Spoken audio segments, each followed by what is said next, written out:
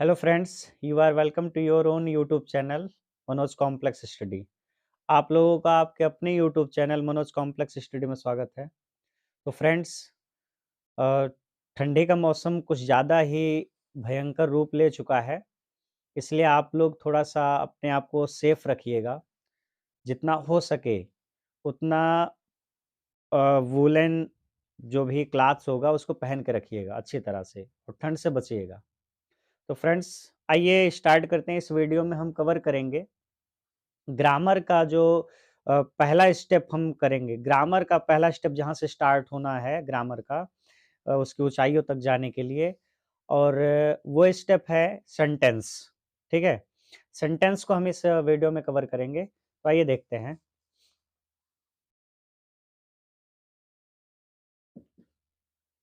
Sentence. तो sentence की बात अगर करें तो जैसे अल्फ़ाबेट हमने देखा था, एक-एक अल्फ़ाबेट, मतलब जो भी इंग्लिश अल्फ़ाबेट के बारे में हमने बात की थी। तो इंग्लिश अल्फ़ाबेट के बाद जो है, अगर अल्फ़ाबेट को हम एक दूसरे से मिलाते हैं, 2 या 2 से अधिक अल्फ़ाबेट को एक साथ रखते हैं तो वर्ड बन जाता है।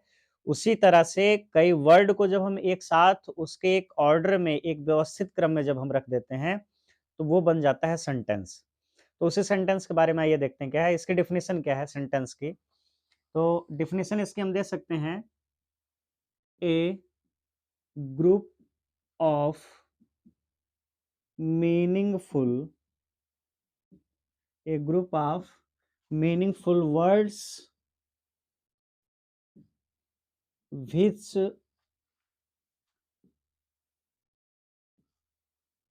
make which makes a complete sense is called sentence। ठीक है, क्या कि a group of meaningful words which makes a complete sense is called sentence। sentence क्या है, मतलब वर्ड्स का ये जो शब्द हैं, शब्दों का एक ऐसा ये ग्रुप होता है, और वो कैसे शब्द होने चाहिए, मीनिंगफुल वर्ड्स, यानी अर्थपूर्ण शब्द होने चाहिए जिसका कुछ ना कुछ सेंस मिले, अर्थ मिले हमें, और वो क्या है, एक कंप्लीट सेंस बनाए। मतलब वो वर्ड जो है आपस में मिले, एक ग्रुप बना, जो बना हुआ होगा वर्ड्स का, वो वर्ड्स भी होने चाहिए मीनिंगफुल, अर्थपूर्ण होने चाहिए जिसका कुछ ना कुछ अर्थ हो। और जब उनका एक ग्रुप बन जाता है और वो ग्रुप एक कंप्लीट सेंस दे देते हैं, उनका समूह जो है एक पूरा भाव दे देता है जिस बारे में हम कहना चाहें, तो उस चीज को हम कहते हैं सेंटेंस। ठीक है ना, मतलब a group of meaningful words which makes a complete sense is called sentence. कि सार्थक, हम हिंदी में इसको देख ले सकते हैं भाई, सभी बच्चों के लिए रहेगा। जैसे यूपी बोर्ड के बच्चे हैं तो ज्यादा हिंदी उन्हें समझ आएगी, लेकिन ग्रामर है तो थोड़ा सी इंग्लिश तो जानना ही पड़ेगा, लेकिन फिर भी उनको समझने के लिए हम लिख दे रहे हैं कि सार्थक शब्दों का वह समूह जो एक निश्चित जो एक निश्चित भाव प्रकट करे, जो एक निश्चित भाव प्रकट करे, उससे हम क्या कहते हैं, उसे वाक्य कहते हैं। क्या, वाक्य कहते हैं। ठीक है, मतलब कि सार्थक शब्दों को, सार्थक मतलब वही मीनिंगफुल वर्ड्स जो हैं, यानी जिनका एक अर्थ हो, एक पूर्ण अर्थ हो, ऐसे शब्द होने चाहिए। उनका एक ऐसा समूह जो एक निश्चित भाव प्रकट करे, उसे हम क्या कहते हैं, वाक्य कहते हैं, सेंटेंस कहते हैं। जैसे अगर बात करें, जैसे हमने ये जो बताया, इसका क्या मतलब है कि सार्थक शब्दों का समूह होना चाहिए, शब्दों का ऐसा समूह जो सार्थक हो। निरर्थक वो कब बन जाएंगे, इसको हम देख लेते हैं। जैसे अभी बात करें कि ही, और कुछ इसमें लिख दें, जैसे ही ईट, और आगे इससे पहले भी कुछ लिख दें, ही ईट को मैंगो पहले लिख दें, ही मैंगो ईट। ठीक है, ऐसी चीजें, टुडे, ये सब चीजें। तो इनका जो सिस्टम है, जो ऑर्डर है, वो जब गलत रहेगा तो ये कोई कंप्लीट सेंस नहीं दे पाएगा। ठीक है ना भाई? अभी ग्रामेटिकली जब हम व्यू से देखेंगे तो ये सही नहीं दिखेगा। ठीक है ना? इसका एक कंप्लीट सेंस मिलने का मतलब, और भी कंप्लीट सेंस की बात करें, जैसे कि दैट ही, और इसमें कुछ जोड़ दें, दैट ही, क्या कर दें इसमें, यही मैंगो ही लिख दें अगर ऐसा कुछ। ठीक है, इस तरह से, मतलब कुछ भी ऐसे ही, कि दैट ही मैंगो, ऐसा कि वह आम।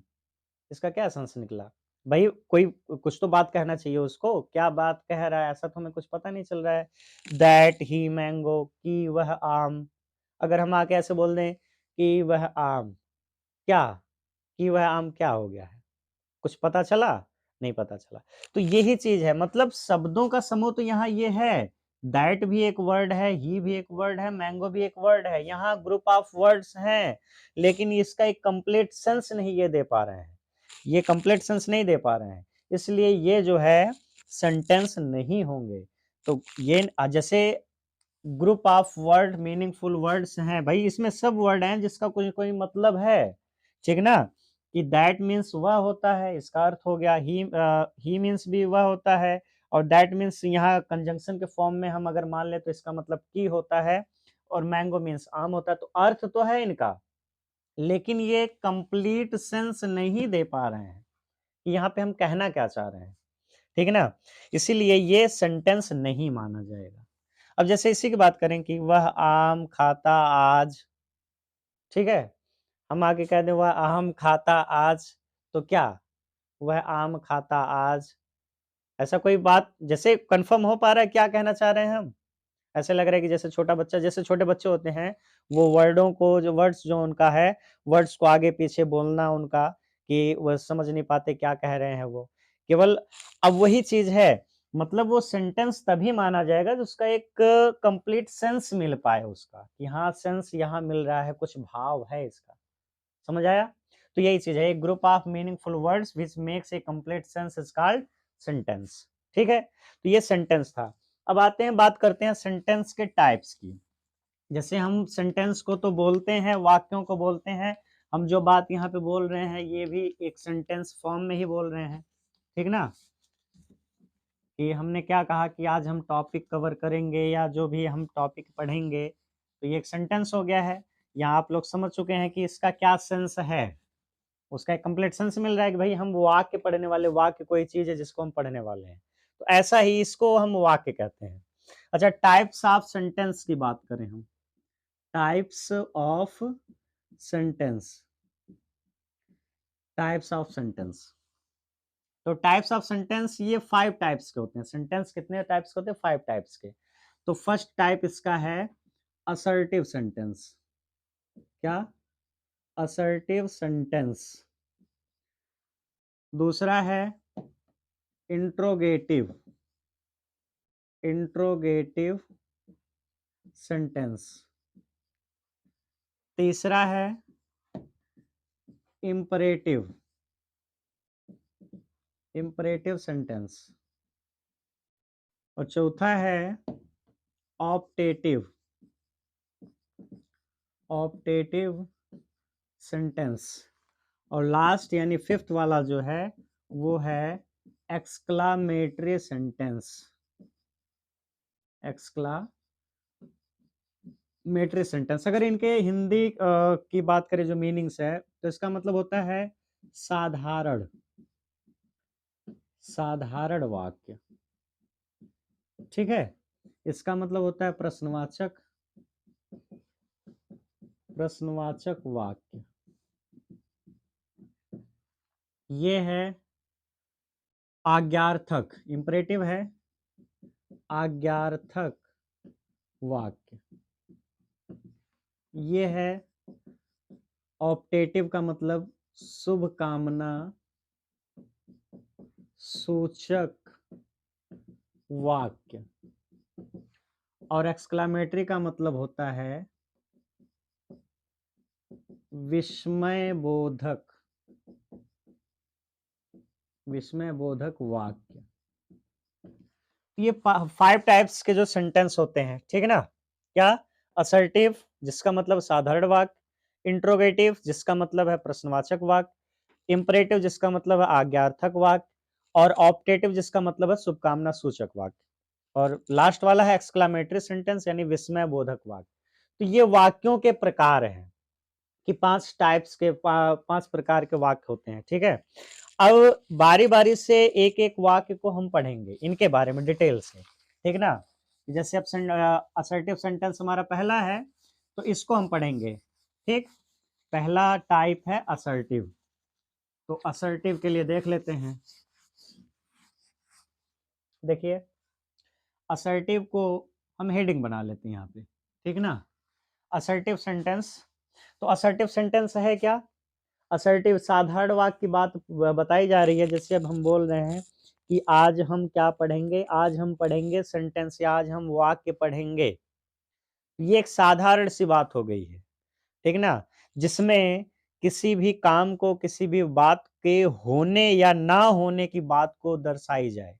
मतलब कि कोई वर्क होने वाला है या कोई चीज है या नहीं है, इस चीज को यानी एग्जिस्टेंस और नॉन एग्जिस्टेंस को ये शो करता है। और किस चीज के? किसी प्लेस, पर्सन और थिंग, किसी भी चीज को ये शो करता है कि इसका एग्जिस्टेंस है या नहीं है, ठीक है? तो हम इसको अगर डिफाइन करना चाहे तो हम लिखेंगे क्या? A sentence, a sentence which shows the sense of existence or non-existence, existence or non-existence of any place, person और थिंग। मतलब ये क्या? A sentence which shows the sense of existence और non existence of any place, person और thing. मतलब एक ऐसा वाक्य जो एक ऐसा सेंस मीन्स भाव, एक ऐसा भाव को शो करे, प्रदर्शित करे, किस चीज के? एग्जिस्टेंस और नॉन एग्जिस्टेंस। एग्जिस्टेंस का मतलब होता है होना, किसी का अस्तित्व होना, कि कोई चीज है, और नॉन एग्जिस्टेंस का मतलब है कि नहीं है, उसका अस्तित्व नहीं है। इस चीज को शो करेगी। और किस चीज के? एनी प्लेस, पर्सन और थिंग, मतलब किसी भी स्थान, व्यक्ति या वस्तु के अस्तित्व के होने या ना होने के सेंस को जो वाक्य शो करेगा, जो प्रदर्शित करेगा, वही होगा असर्टिव सेंटेंस। बात समझ आई? ठीक ना? हम हिंदी में बोल दे रहे हैं ऐसे ही, ठीक है? क्या? कि एक वाक्य जो किसी स्थान, व्यक्ति या वस्तु के होने या ना होने के भाव को प्रदर्शित करता है, उसे हम क्या कहते हैं?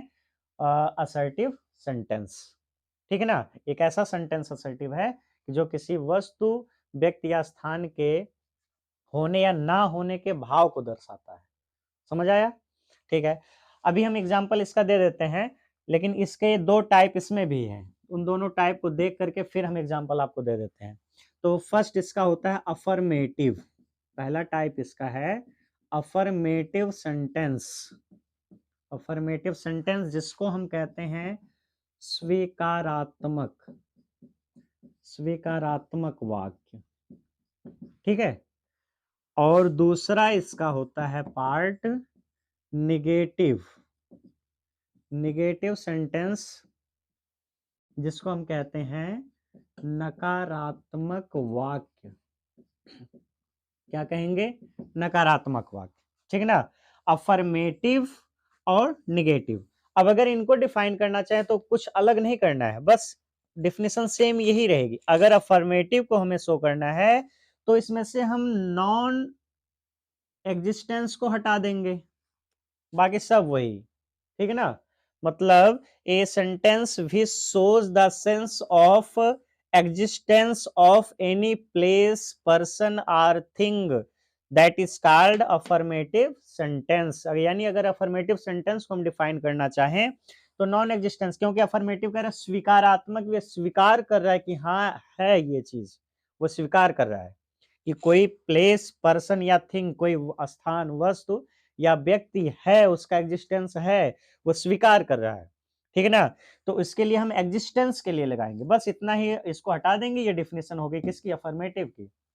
और बात करते हैं अगर नेगेटिव की, तो नेगेटिव के लिए हम एग्जिस्टेंस को हटा देंगे, इसको हटाएंगे और यहाँ पे नॉन एग्जिस्टेंस रहेगा। ठीक है ना? एग्जिस्टेंस को हम हटा दें और नॉन एग्जिस्टेंस रहेगा तो ये नेगेटिव का बन जाएगा। ए sentence which shows the sense of non existence of any place, person और थिंग। मतलब कोई ऐसा सेंटेंस हो जो किसी प्लेस, पर्सन और थिंग यानी स्थान, वस्तु या व्यक्ति के ना होने को दर्शाए, नकारात्मक, वो ना कर दे, नकार दे उस चीज को, छोड़ दे, कि ऐसा कहेगा कि वो नहीं है। ठीक है ना? तो डेफिनेशन इसी से हो सकती है, तीनों की definition.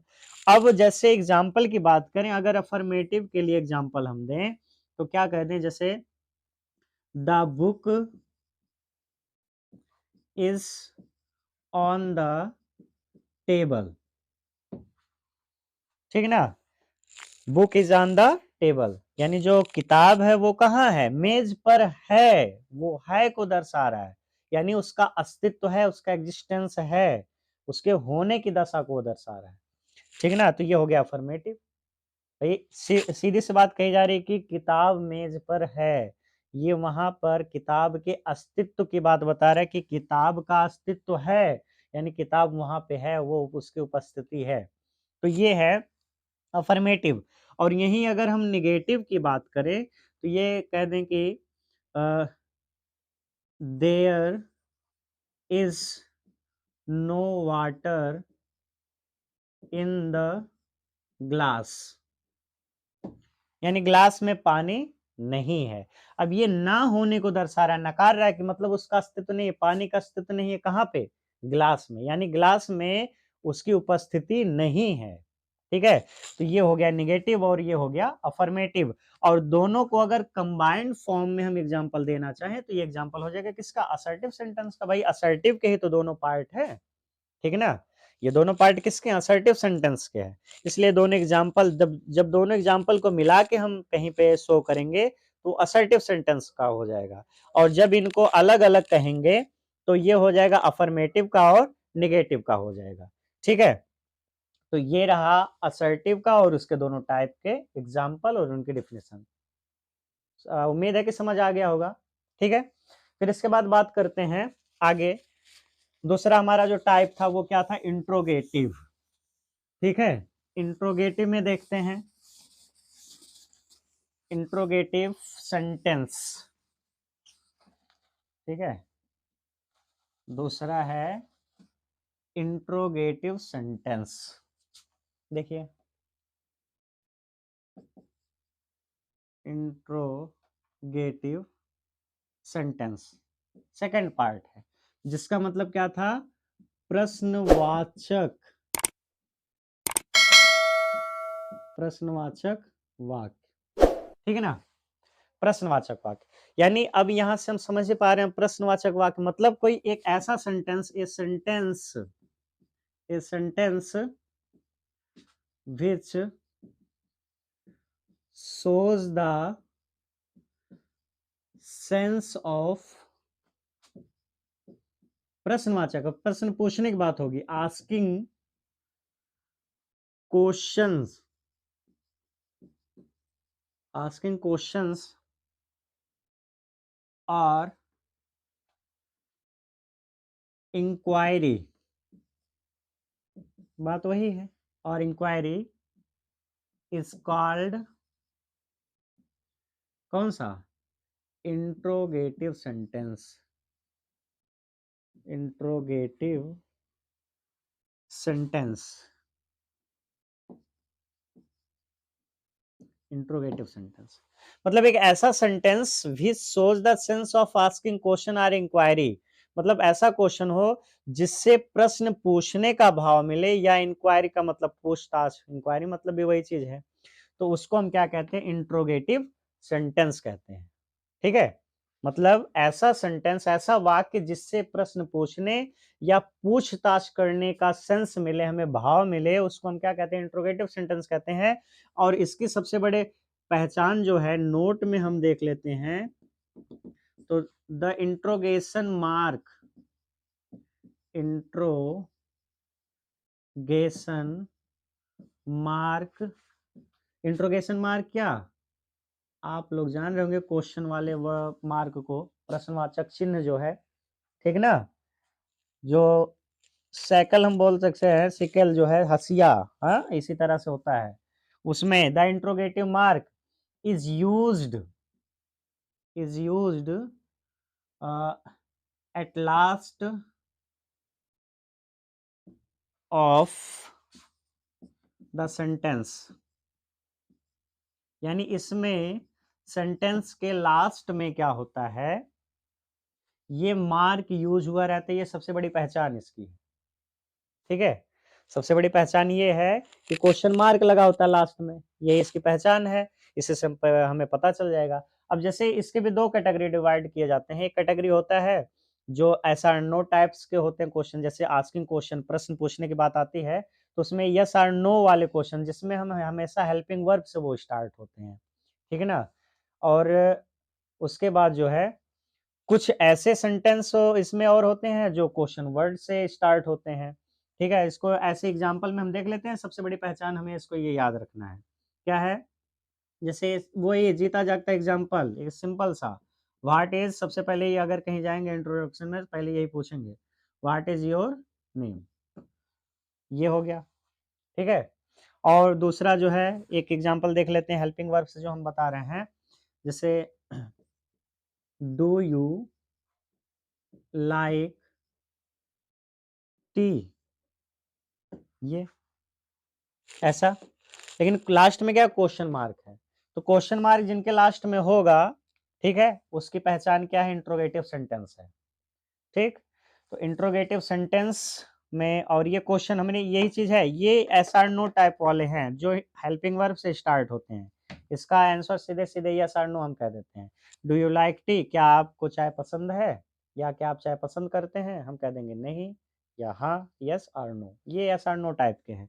What is your name, यहाँ इंक्वायरी हो रही है, प्रश्न पूछा जा रहा है, इंक्वायरी हो रही है, तो आपका नाम क्या है, ठीक है, तो ये क्वेश्चन वाले सेंटेंस जो होंगे वो इंट्रोगेटिव सेंटेंस कहलाएंगे, जिसकी सबसे बड़ी पहचान क्या है, क्वेश्चन मार्क है, ठीक, और अच्छा देखिए हम इसमें और कुछ नहीं बता रहे, बस पहचान करना बता रहे हैं, पहचान करना इसलिए बता रहे हैं क्योंकि हमें सेंटेंस को पढ़ने का एक सीधा ऐसा ही एक मतलब है, हमें इस एक चीज से मतलब रखना है, इसकी पहचान से, हमें खाली पहचानना होगा कि कौन सा सेंटेंस ये है, कहीं पे सेंटेंस लिखा हुआ मिल जाए तो हमें उसकी बस पहचान होनी चाहिए कि ये सेंटेंस है, इसका इस सेंटेंस का नाम ये है, ठीक है, रीजन क्या है कि सेंटेंस से ही हमारा आगे का जो ग्रामर है वो पूरी तरह से स्टार्ट होता है, चाहे वो हम टेंस बोले, चाहे वो वॉइस बोले, चाहे नरेशन की बात करें, आगे फिर हम इंटर में जाएंगे तो ट्रांसफॉर्मेशन है, सिंटैक्स है, सिंथेसिस है, जितनी चीजें हैं सब सेंटेंस के ऊपर डिपेंड करते हैं, क्योंकि जितने भी हमें जैसे टेंस ही पढ़ना है तो उसको टेंस का जो ट्रांसलेट करने का रूल होगा वो सेंटेंस की पहचान के ऊपर ही डिपेंड करता है। वहीं वॉइस की बात करें, जैसे पैसिव वॉइस, एक्टिव वॉइस है, तो उसमें जब हमें सेंटेंस की पहचान रहेगी तो हर सेंटेंस के लिए अलग अलग रूल लिखाया जाता है, जब हमें सेंटेंस की पहचान रहेगी तभी हम उस रूल को यूज करके हम उसका पैसिव वॉइस बना सकते हैं। सेम यही कंडीशन आगे नरेशन में है कि हर सेंटेंस का, हर कैटेगरी के सेंटेंस का अलग अलग रूल है कि ये सेंटेंस रहेगा तो इसके लिए ये रूल अप्लाई करके हम इसका जो है नरेशन चेंज कर सकते हैं, डायरेक्ट से इनडायरेक्ट में चेंज कर सकते हैं, तो यही चीज है, बस हमें यहाँ सेंटेंस की पहचान होनी चाहिए कि कहीं लिखा हुआ मिल गया हम कह देंगे देख करके हाँ ये यही सेंटेंस है, अफर्मेटिव है कि इंट्रोगेटिव है कि इंपरेटिव है, ऐसी चीजें हैं, ठीक ना। तीसरा क्या है, इंपरेटिव सेंटेंस, इंपरेटिव सेंटेंस,